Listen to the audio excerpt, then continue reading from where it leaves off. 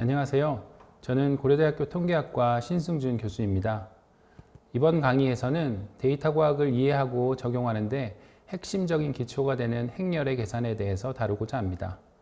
두 번째 영상에서는 대칭 행렬을 분해하는 가장 대표적인 방법 중 하나인 촐레스키 분해에 대해서 알아보고 이를 선형회귀 모형에 대해서 적용해 보도록 하겠습니다.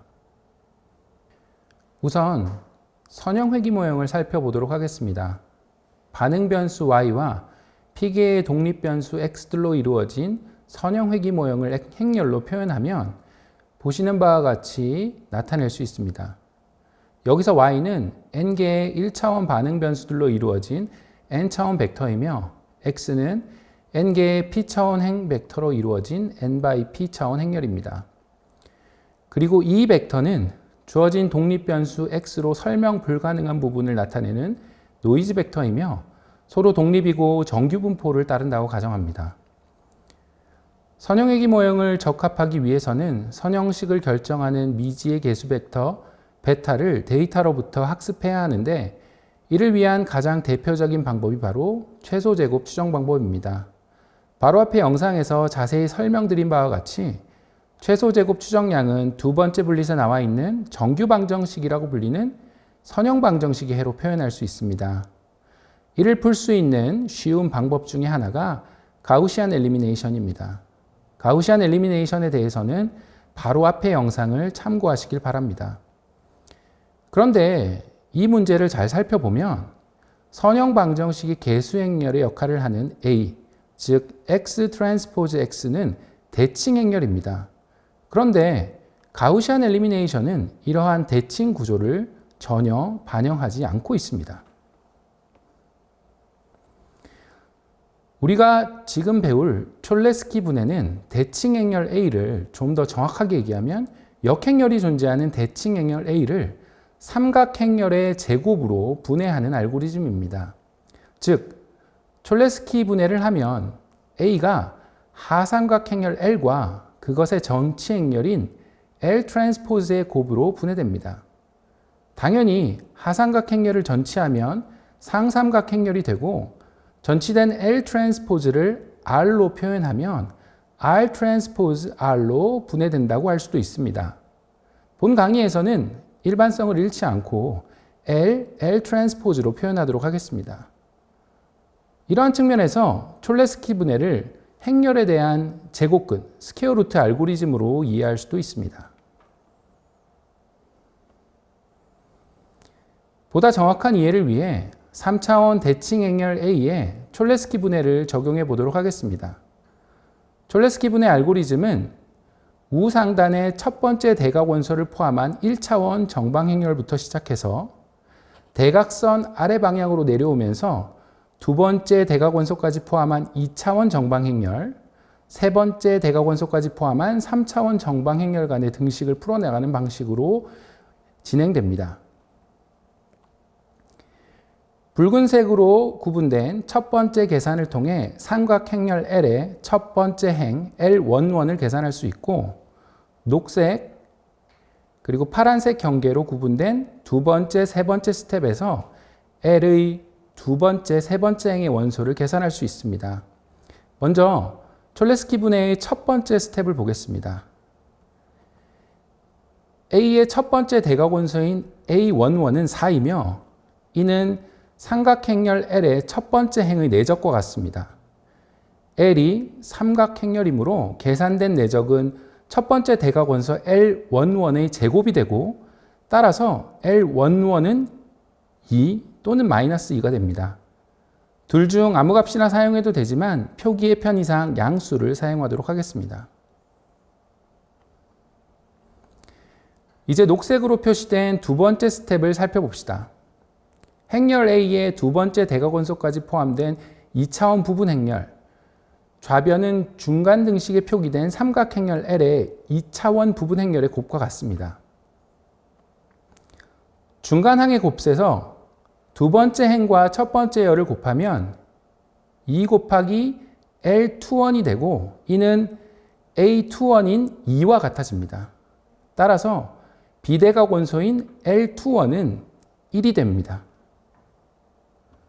이번에는 두 번째 행과 두 번째 열을 곱하면 L21의 제곱 더하기 L22의 제곱이 됩니다. 이는 A22인 5와 같아지고 앞서 구한 L21을 등식에 대입하면 L22의 제곱은 4가 됩니다. 따라서 두 번째 대각원소 L22는 2가 됩니다. 이제 정확히 똑같은 원리를 마지막 세 번째 3차원 부분 행렬 전체 행렬에 적용합니다. 세 번째 행의 비대각 원소인 L31, L32를 계산하기 위해 중간항에서 L의 세 번째 행과 L 트랜스포즈의 첫 번째, 두 번째 열을 곱합니다. 이렇게 계산된 값은 각각 2L31, L31 더하기 2L32가 되고 이는 A 세 번째 행의 비대각 원소인 2 그리고 7과 각각 같게 되므로 L31과 L21을 1과 3으로 각각 구할 수 있습니다. 이 과정에서 두 개의 미지수와 두 개의 식으로 이루어진 2차원 선형 방정식이 나오는데 해당 방정식의 개수행렬은 삼각행렬이므로 어렵지 않게 풀 수 있습니다. 비대각 원소인 L31과 L32를 계산하고 나면 대각 원소 L33는 L의 세 번째 행과 L 트랜스포즈의 세 번째 열을 곱해서 얻은 L31, 32, 33의 제곱합이 A의 세 번째 대각 원소인 19와 같다는 사실로부터 구할 수 있습니다. 계산을 해보면 결국 대각 원소인 L33의 제곱이 9가 되므로 L33는 3으로 계산됩니다. 이제 예제를 통해서 살펴본 아이디어를 일반적인 n차원 대칭 행렬 A에 대해 좀 더 컴팩트하게 정리해 보도록 하겠습니다. 첫 번째 부분 행렬, 실제로는 스칼라인 A의 첫 번째 대각 원소 A11은 삼각행렬 L의 첫 번째 행열에서 유일하게 0이 아닌 대각 원소 L11의 제곱과 같아지므로 L11은 곧 A11의 제곱근입니다. 이후 K번째 행에 대해서는 다음과 같은 K차원 부분 행렬 간 등식으로 표현할 수가 있습니다. 보라색으로 표시된 비대각 원소 벡터인 LK는 스텝 2.1에 표현된 선형 방정식을 풀어서 업데이트할 수가 있습니다. 여기서 개수 행렬 LK-1은 하삼각 행렬이므로 손쉽게 선형 방정식을 풀 수가 있습니다. 비대각 원소를 구하고 나면 마지막으로 대각 원소를 스텝 2.2의 식을 통해 계산할 수 있습니다. 이러한 과정은 마지막 n번째 행까지 반복이 되면 촐레스키 분해가 완료되게 됩니다. 지금까지 설명드린 촐레스키 분해를 R 언어로 구현한 my.chol 함수입니다. 앞의 알고리즘을 비교적 간단하게 구현하고 있음을 확인할 수 있습니다. 특히 비대각 원소 벡터를 계산하는 2.1 스텝에서 솔브 함수가 아닌 forward solve를 사용하고 있다는 점을 확인하시길 바랍니다. 구현된 mychol 함수를 앞서 손으로 계산한 예에 직접 적용해 보았습니다. 분해된 행렬이 삼각행렬의 구조로 잘 나왔고 삼각행렬의 곱을 통해 주어진 행렬 A가 잘 계산되어 나옴을 확인하였습니다. 이를 파이썬으로도 똑같이 구현해 보았습니다. 전반적으로 R과 유사한 구조로 표현됨을 확인할 수 있으며 역시 핵심적인 부분 스텝 2.1, 2.2 등이 간단한 형식으로 구현된다는 것을 확인하였습니다.